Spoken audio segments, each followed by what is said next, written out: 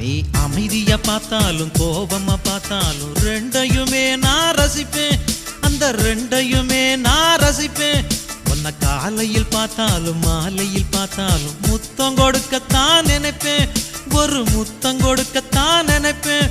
உன் கொலுசு இசைய திருடி ஒரு சிம்போனி பண்ண போறேன், உன் உருவ படத்தை வரைஞ்சி அதை கிண்ண சாக்க போறேன்.